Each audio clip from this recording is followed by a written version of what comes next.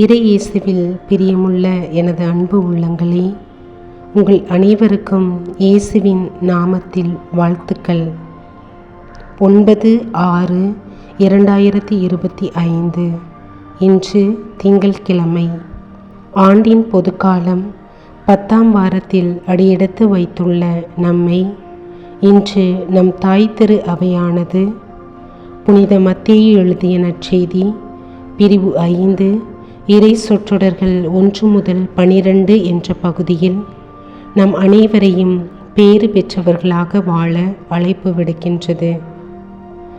என் பொருட்டு மக்கள் உங்களை இகழ்ந்து துன்புறுத்தி உங்களை பற்றி இல்லாதவை பொல்லாதவை எல்லாம் சொல்லும்போது நீங்கள் பேறு பெற்றவர்களே.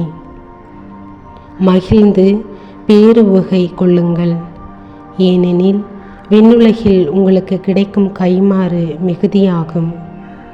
பேறு பெற்றவர்களாக வாழ்வது எப்படி?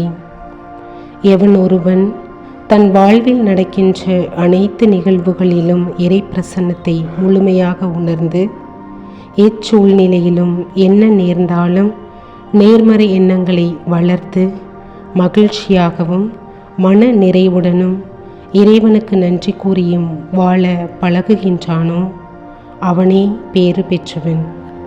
அவனை இறைவன் நிறைவாக ஆசீர்வதிப்பார்.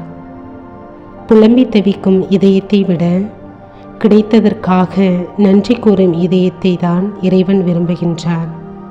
இதைத்தான் இன்றைய நற்செய்தியில் இயேசு ஏழையரின் உள்ளத்தோராய், துயருறுவோராய், கனிவுடையோராய், நீதிக்காக தாகம் கொண்டோராய், இல்லாதோருக்கு இரக்கமுடையோராய், அமைதி கொண்டு தூய்மையான உள்ளத்தோராய், நீதியின் பொருட்டு துன்புறுத்தப்படுவோராய் வாழ்கின்றோமோ அப்போது நாமும் பேறு பெற்றவர்களே என கூறுகின்றார்.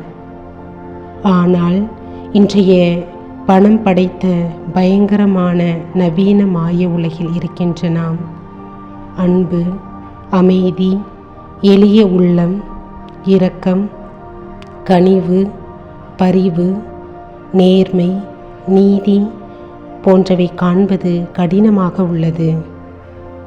ஆனால் இறைவழியில் நடக்க அழைக்கப்பட்டுள்ள நாம் அவரை சார்ந்து வாழும்போது அவர் நம்மை கைவிடுவதில்லை என்ற உறுதிப்பாட்டோடு பேறு பெற்றவர்களாக வாழ முயற்சி செய்வோம். இறைவழியில் நடப்போருக்கு இவ்வுலகம் தரும் பரிசு துன்பத் துயரங்களே. அதிலும் நாம் மகிழ்ச்சி காண்பதே இறைவனுக்கு உகந்த வழி. இந்த உணர்வுடன் தொடர்ந்து இறைவழியில் நடந்து இறைவன் அழைப்பிற்கு செவி மடுத்து பேறு பெற்றவர்களாகவும் பேறு பெற்றவர்களின் ஒரு பண்பையாவது நாம் கொண்டிருப்போம். இயேசுவின் துணையோடு நாமும் பிறரை பேறு பெற்றவர்களாக மாற்ற முயற்சி செய்வோம்.